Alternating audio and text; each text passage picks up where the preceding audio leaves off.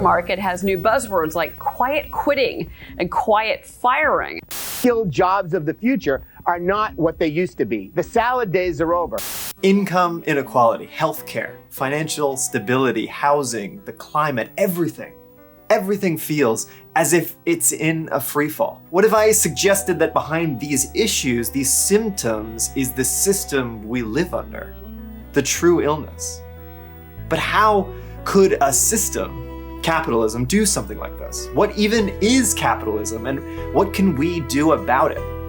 Let's see if I can answer that for you. This is Half-Price Propaganda. Class is in session.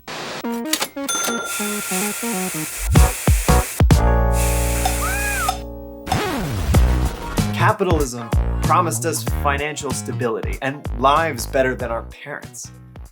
But we've seen none of it.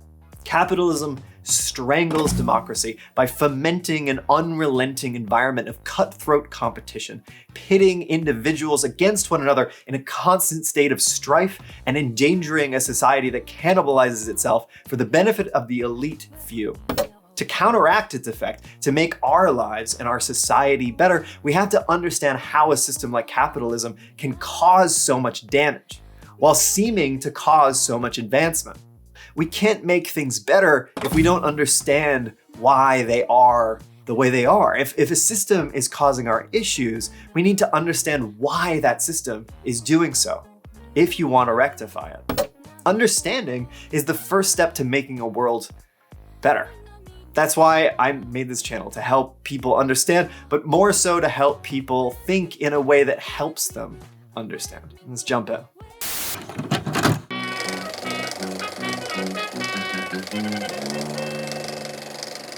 Capitalism is a method or system for organizing labor, where trade and wage labor become the primary motivators behind production and consumption. Individuals' ability to sustain themselves is by participating in the market, by being market dependent. Thus, the market organizes people's behavior.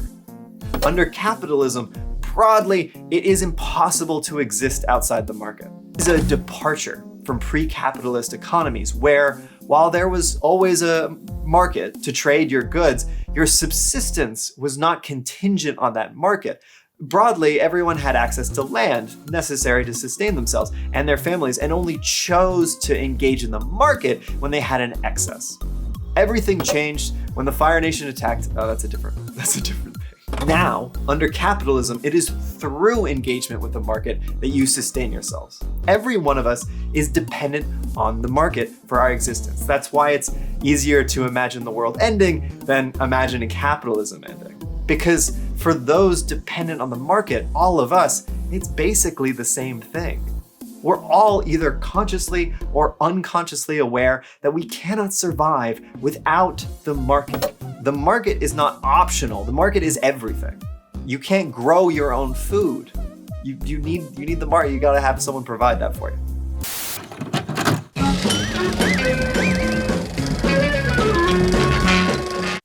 This market dependence creates two distinct groups of people: capitalists, those who own the means of production and trade their profit for others' labor, and workers, those who do not own the means of production and trade their labor for wages.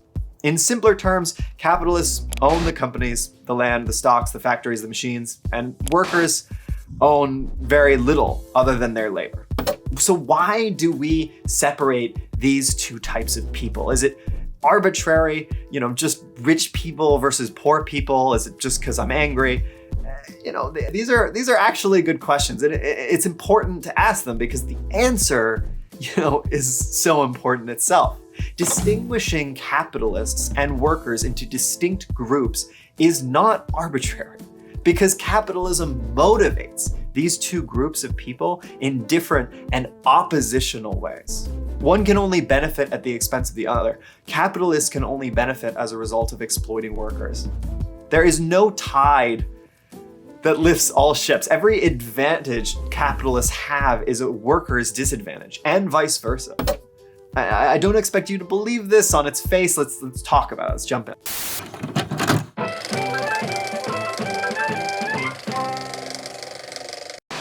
Workers' motivations are simple. They want a decent living wage that corresponds with the value they provide their employer. They would like to work decent hours, have benefits, progress in their career, afford a place to live and food for their table, provide for their children, your basic level needs and wants for what we would broadly define as a good life. Basic human things that don't need much dissection at all. It just makes sense to most people. Capitalists' motivations, remember the people who own the businesses, the land, all of that, well, they're more complicated for two reasons: profit and competition. Capitalists are, at the end of the day, people, like workers, and as such, they also need money to sustain themselves and their family within the market. But unlike workers, they don't work for a wage. They don't need to, as they own the means of production. They employ other people. Others work for them. The profit of their business enterprise is how they accrue money and wealth. Profit is revenue minus cost. Increases in profit is how much a capitalist can increase their revenue and decrease their costs. Profit is necessary for the capitalist because without it, a capitalist would have no money to sustain themselves. So the revenue generated by a business endeavor cannot be equal to the costs. It must always be greater. It's not about breaking even. It's about going beyond. This might lead you to assume that the state the world is in today is as a result of the greed of the capitalist, that Daddy Bezos needs to line his own pockets with profits, leads him to cut costs and increase revenue no matter what. It's true, Daddy Bezos does line his pockets every chance he gets, but is that because he's a greedy little sociopath? Or is it because the system of capitalism rewards him for doing this and punishes others, other business owners, other capitalists, for not behaving this way? Because if this was true, if it was only greed, then a benevolent capitalist could create a business where that is not the case. Out of the goodness of his heart, benevolent capitalism, giving nice people money and letting them be nice with all that money, it would be all that's required to solve our issues. But in actual fact, benevolent capitalism isn't actually possible because of competition inherent to the capitalist system. Let's dive into that.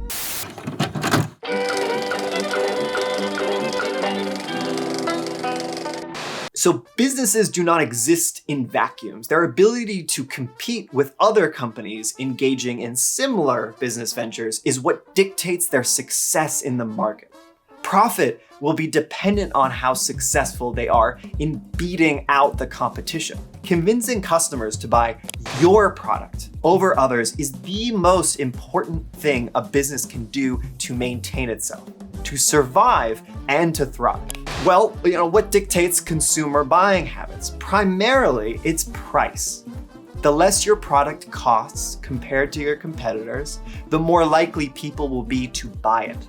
So, it's in the capitalist's interest to decrease the price of their commodity as much as possible. Decreasing the price decreases the revenue generated. So, because a capitalist needs to keep his profit, remember, he's not gonna make money otherwise, costs need to decrease also. The capitalists cannot dictate the cost of raw materials, but they can strain the cost of labor. That's right, the workers figure into the costs of the company. Your salary, it's in your boss's best interest to keep it as low as possible. But hey, let's bring back that benevolent capitalist. He says, I'll decrease the revenue while maintaining the cost and just take a hit on my own paycheck. I won't take as much profit home with me. This is a good person whose business will most likely not last much longer. While he's taking home fewer profits out of the goodness of his heart, his competitors, not very benevolent capitalists, are maximizing their profits and reinvesting a percentage of it into their own businesses. Those competitors release a new product, or they bump up their marketing, and suddenly they can produce more for less. Suddenly, their product, which is comparable to the benevolent capitalists, is cheaper and more people buy it. This advantage compounds, and slowly that benevolent capitalist is forced to go out of business because he cannot compete.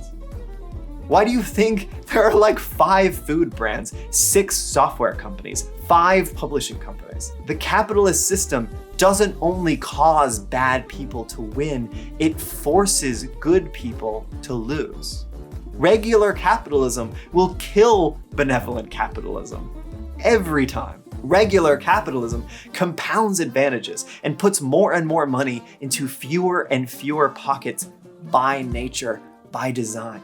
Therefore, it is not only in the best interest of a capitalist to decrease the wages of their labor force as much as possible, it is a requirement. If they don't, a competitor will, which will allow that competitor to sell their product for less money and eventually put the benevolent capitalist out of business. There's no nice guys here. There's not even really like evil people. It's just, well, they're pretty fucking evil. But you know, you don't really get to be up there if you're not evil. So.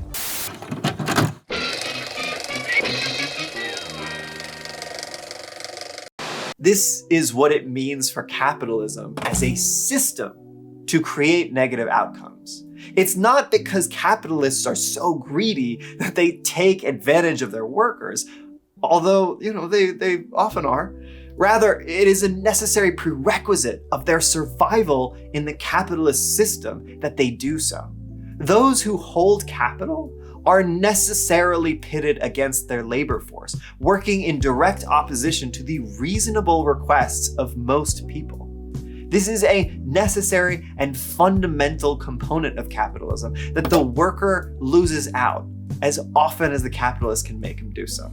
Even libertarians acknowledge the antagonistic relationship between workers and capitalists. But they suggest that that's all fine, because capitalists and workers have equal power in the labor market. The labor market is where capitalists trade wages for other people's labor, and regular people, regular workers, trade their labor for wages. Both parties in this configuration, capitalists and workers, can technically fire each other, right? The capitalist can fire the worker by asking him to vacate the position the capitalist has given to him, and the worker can fire the capitalist by quitting and finding work elsewhere. Does this configuration, describing it as equal, does this sound right to you? Do you feel as if you're on the same playing field as your boss? Because I don't.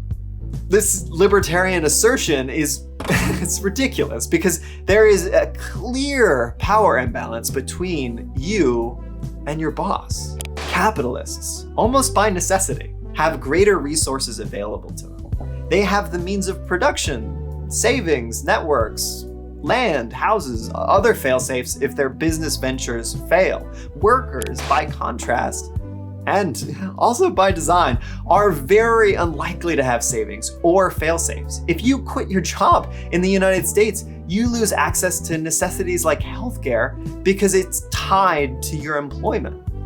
Also, in addition to the fact that your employer has way more resources than you do, and therefore way more leverage, if one worker quits a capitalist's company, the capitalist isn't particularly bothered. The business venture can easily continue thriving if any individual worker leaves. If a worker is to lose their job, though, their entire method of earning money is gone. They're finished. There's no way else for them to subsist. They're dependent on the market, and the market requires money, which is what their wages. There is a significant, unfair, and cruel power imbalance between the capitalist and the worker, making it almost impossible for individual workers to represent their interests in the workplace.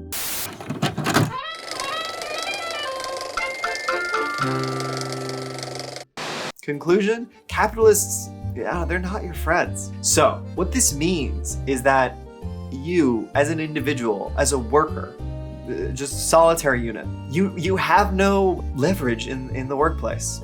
Not really, not unless you're valuable in some way that makes you, kind of a cut above others. So, if we can't win in the workforce, where do we go? to change this capitalist system?